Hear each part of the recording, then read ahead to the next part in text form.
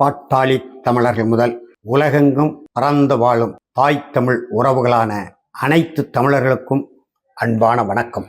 அன்பிற்குரிய தமிழர்களே, இன்றைக்கு மொழிப்போர் ஈகியர் நாள், அதாவது ஜனவரி 25. இந்த நாளை ஏன் மொழிப்போர் ஈகியர் நாள் என்று திராவிட இயக்கத்தவர்கள் கடைபிடிக்கிறார்கள், பின்பற்றுகிறார்கள்? மொழிப்போர் தியாகிகள் வீர வணக்க கூட்டம் நடத்துகிறார்கள் என்று சொன்னால் 1965 ஜனவரி 26 குடியரசு நாள் முதல் இந்தியை தமிழ்நாட்டில் அனைத்து பள்ளிகளிலும் கட்டாயமாக்கும் என்று ஒன்றிய அரசு ஒரு ஆணை பிறப்பித்த அந்த 1965ஆம் ஆண்டு மொழி புரட்சி வரலாறு காணாத, உலகத்தில் எங்கேயுமே ஒரு மொழிக்காக உடல் மண்ணுக்கு உயிர் தமிழுக்கு என்ற வீரார்ந்த அந்த முழக்கம் தமிழர் தந்தை சி. ஆதித்தனார் கொடுத்த அந்த முழக்கத்தின் அடிப்படையிலே மொழி ஞாயிறு தேவநேய பாவாணர், பாவேந்தர் பாரதிதாசனார், பாவலரேறு ஐயா பெருஞ்சித்தனார், பேராசிரியர் இலக்குவனார் போன்ற தமிழ் அறிஞர்கள் அந்த காலகட்டத்திலே ஊட்டிய தமிழ் நெருப்பு பற்றி எரிந்தது.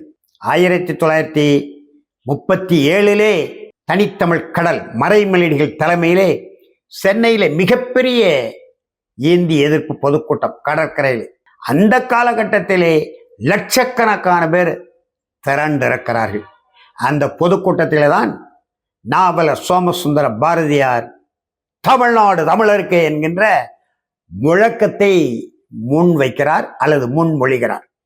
பின்னால ஐயா ஈவேராதான் அந்த முழக்கத்தை கொண்டு வந்தார் என்றெல்லாம் வண்ண வண்ணமாக சுருள் விடக்கூடியவர்கள் இருக்கிறார்கள். ஆனால் முதலில் தமிழ்நாடு தமிழருக்கு என்ற முழக்கத்தை நாவலர் சோமசுந்தர பாரதியார், எப்படி பெரும் பாவலர் மகாகவி சுப்பிரமணிய பாரதியார் என்று சொல்கிறோமோ, அந்த சுப்பிரமணியார் பாரதியார் பிறந்த எட்டயபுரத்தில், இன்றைக்கு அதுவும் தூத்துக்குடி மாவட்டம், பாரதி என்கின்ற அந்த பட்டத்தை யாழ்ப்பாணத்தை சார்ந்த ஒரு தமிழ் சான்றோர் முதலில் நம்முடைய நாவலர் சோமசுந்தர பாரதியாருக்கு தான் கொடுத்தார். இரண்டாவது தான் சுப்பிரமணிய பாரதியார் கொடுத்தார். அந்த நாவலர் சோமசுந்தர பாரதியார் தான் தமிழ்நாடு தமிழருக்கு என்ற முழக்கத்தை முன்வைத்தார். மேடையில் இருந்த ஐயா ஈவராவும் அதை வழிமொழிந்தார். அந்த பொதுக்கூட்டத்திற்கு ஏற்பாடு செய்து முத்தமிழ் காவலர் கியாபி விஸ்வநாதன், அண்ணல் தங்கோ போன்ற அறிஞர் பெருமக்கள் மறைமலடிகள் தலைமையில் அந்த கூட்டம் நடந்தது. அந்த போராட்டத்திலே தான் 1939 போராட்டத்தில் தான் முதலில் சென்னையை சேர்ந்த நடராஜன் சிறைக்கு செல்கிறார். அதே போல தாளமுத்து சிறைக்கு செல்கிறார். நடராஜன் தாளமுத்துன்னு தான் இருக்கணும். ஆனால் திராவிட அமைப்புகள் எப்போதுமே திசை மாற்றுவதை போல, மடை மாற்றுவதை போல தாளமுத்து நடராஜன் என்று முன்னால் மரணித்தவரை பின்னால் கொண்டு வந்து, பின்னால் மரணித்தவரை முன்னால், ஏதோ ஒன்று நடந்து விட்டது. சென்னை எழும்பூர்லே தாளமுத்து நடராஜன் மாளிகைன்னு தான் பேர் இருக்கு. நடராஜன் தாளமுத்து என்று இருக்க வேண்டும். முதல்ல 15/1/1939 சிறைக்குள் மாண்டவர் நடராஜன், பட்டியல் பிரிவு தமிழர். இரண்டாவது 12/3/1939 மரணமடைந்தவர் தான் சிறைக்குள்ளே தாளமுத்து. அவர்கள் தொடங்கி 65 வரை அந்த பட்டியலை படித்தால் நடராஜன், தாளமுத்து, கீழப்பழுவூர் சின்னசாமி, கோடம்பாக்கம் சிவலிங்கம், விருகம்பக்கம் அரங்கநாதன், சிதம்பரம் அண்ணாமலை பல்கலைக்கழக மாணவர் ராஜேந்திரன், கீரனூர் முத்து, சத்தியமங்கலம் முத்து, ஐயம்பாலம் ஆசிரியர் வீரப்பன், பிராலிமலை சண்முகம், பொள்ளாச்சி தண்டபாணி, மயிலாடுதுறை சாரங்கபாணி என இவங்க தான் இருக்கு. பொள்ளாச்சியிலே 400க்கும் மேற்பட்டவர்கள் மாண்டு மடிந்தார்கள் என்று செந்தலை கௌதமன் பதிவு செய்கிறார். அவர் அந்த போராட்டத்தில் நேரடியாக ஈடுபட்டவர். ஆனால் தமிழ்நாடு முழுவதும் பல நூறு தமிழர்கள் மாண்டு மடிந்திருக்கிறார்கள். இந்த வரலாறுலாம் மூடி மறைக்கப்பட்ட வரலாறு. திராவிட முன்னேற்ற கழகம் 67 ஆட்சி பீடம் ஏறியது என்று சொன்னால் அறிஞர் அண்ணா அவர்கள் இந்தியை எதிர்த்தவர் தான், போராடியவர் தான், சிறைக்கு சென்றவர் தான். ஐயா கலைஞர் உட்பட பாளையங்கோட்டை சிறையிலே பாம்புகள் பள்ளி நடுவிலே என்று பாடலாம் வரும். பாளையங்கோட்டை சிறையில் ஐயா கலைஞர் அடைக்கப்பட்டது வரலாறுலாம் உண்மைதான், யாரும் மறுக்கவில்லை, மறைக்கவில்லை. ஆனால் 1965 மொழி புரட்சியின் விளைவாக இந்த மானத்தமிழ் மறவர்கள் தங்களுடைய தேக்கமர தேகங்களுக்கு தீ வைத்துக் கொண்டு நஞ்சுண்டு தடியடிபட்டு குண்டடிபட்டு மாண்டு மடிந்தார்களே, அந்த மாண்டு மனித மானத்தமிழ் மொழிப்போர் மறவர்களுக்கு இந்த அரசை காணிக்கையாகிறேன் என்று சொல்ல வேண்டிய அண்ணா யாருக்கோ காணிக்கையாக்கி சொல்லிவிட்டார். ஐயா ஈவேராவுக்கு காணிக்கையிட்டார். அவர் தான் சுட சொன்னது. பக்தோச்சலங்கையில் எதுக்கு துப்பாக்கி இருக்கின்றார், அவருக்கே காணிக்கை என்று நாம் ஏற்கனவே பதிவு செய்கிறோம். ஆனால் இன்றைக்கு மொழிப்போர் மறவர்கள் நாள், தியாகிகள் வீரவணக்க நாள் என்று திராவிட முன்னேற்ற கழக அரசும் கொண்டாடுகிறது. அனைத்து இந்திய அண்ணா திராவிட முன்னேற்ற கழகமும் அதை முன்னெடுக்கிறது. மறுமலர்ச்சி திராவிட முன்னேற்ற கழகமும் அதை முன்னெடுக்கிறது. திராவிடம் என்று தேசிய முற்போக்கு திராவிடர் கழகத்தை தவிர மற்ற எல்லா திராவிட அமைப்புகளும் மொழிப்போர் தியாகிகள் வீரவணக்க நிகழ்ச்சி நடத்துகிறார்கள். ஆனால் தமிழ் தேசிய அமைப்புகள் மொழிப்போர் மறவர்கள் வீரவணக்க நிகழ்ச்சி நாடு முழுவதும் மெய்யான தமிழ் தேசிய இன உணர்வார்கள் நடத்துகிறார்கள். அந்த அடிப்படையில் இன்றைக்கு மொழிப்போர் ஈகியர் நாள். நாம் நெல்லையிலே ஆண்டுதோறும் மொழிப்போர் ஈகியருடைய படங்களுக்கு மாலை அணிவித்து மலர் தூவி மரியாதை செலுத்துகிற நிகழ்ச்சி நடத்துவோம். இப்பொழுது இந்த திரைப்படம் பராசக்தி என்று 52 ஐயா கலைஞர் திரைக்கதை வசனம் எழுதி நடிகர் தலைவர் சிவாஜி கணேசன் நடித்த அந்த பராசக்தி போல இப்போ ஒரு புதிய பராசக்தி இந்த மொழிப்போரை நடுவுப்படுத்தி எடுத்து அந்த படத்தை நாம் பார்க்கல. அதனால அந்த காட்சிகளை பற்றி கருத்துக்களை பற்றி விரிவாக பேச முடியாது. வேறு ஒரு வலைதளத்திலே அதை நாம் பேசுவோம். ஆனால் அந்த படத்தை பற்றிய செய்திகள் வருகிற பொழுது தினகரன் நாளிதழிலே சிறப்பு கட்டுரை 3 கட்டுரை மொழிப்போர் வரலாறு எழுதினாங்க. அந்த வரலாற்றிலே பிப்ரவரி 21 உலக தாய்மொழி நாள். அது லண்டன்ல ஒரு கிறிஸ்தவ சமயத்தை சேர்ந்த ஜான் விக்லி என்பவர் என் தாய்மொழியில் ஆங்கிலத்தில் தான் நான் பைபிளை படிப்பேன் என்று சொன்னதாகவும், அவர் அடித்து விரட்டப்பட்டார் அல்லது கொலை செய்யப்பட்டார், தற்கொலை செய்தார் என்கின்ற செய்தியெல்லாம் பதிவு செய்து அது பிப்ரவரி 21 என்று தினகரன் கட்டுரையிலே தவறான வரலாற்று குறிப்பை பதிவு செய்திருக்கிறார்கள். ஜான் விக்லி தாய்மொழியில் பைபிளை படிப்பேன் என்று சொல்லியிருக்கலாம்.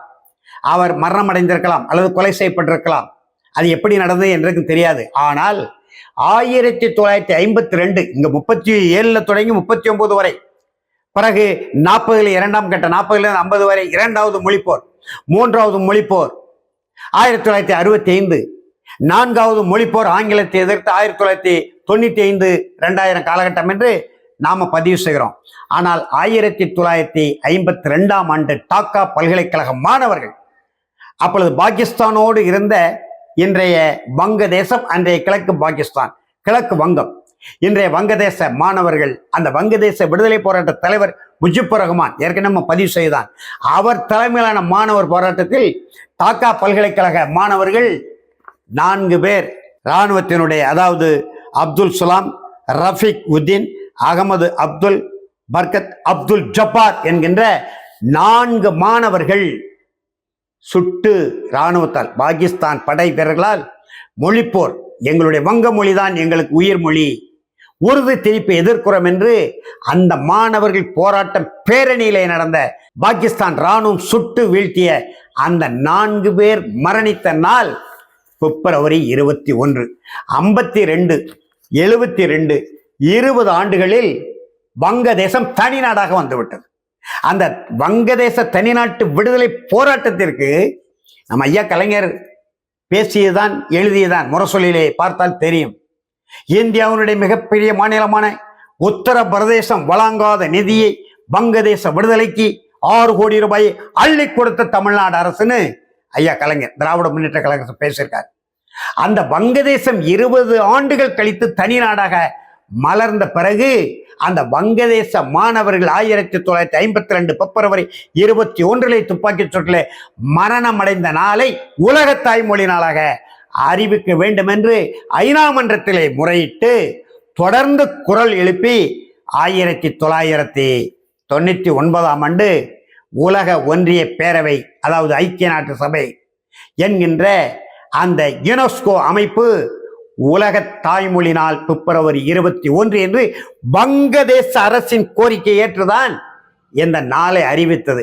நியாயமாக ஜனவரி 25 உலக தாய்மொழி நாள் என்று அறிவிக்க வேண்டும் என்று உலக ஒன்றிய பேரவையில் ஐநா சபையிலே முறையிட்டிருக்க வேண்டிய திராவிட முன்னேற்ற கழக அரசு, இதான் மொழிப்போர் மறவர்களுக்கு காணிக்கையாக்க வேண்டிய திராவிட முன்னேற்ற கழக அரசை அந்த மொழிப்போர் மறவர்கள் சுட்டு வீழ்த்து சொன்ன பெரியாருக்கு காணிக்கை என்று சொன்ன பிறகு இந்த நினைவெல்லாம் நம்முடைய முத்தமிழ் அறிஞர் டாக்டர் கலைஞர் அவர்களுக்கு நினைவு கூறுமா என்ற வரவில்லை.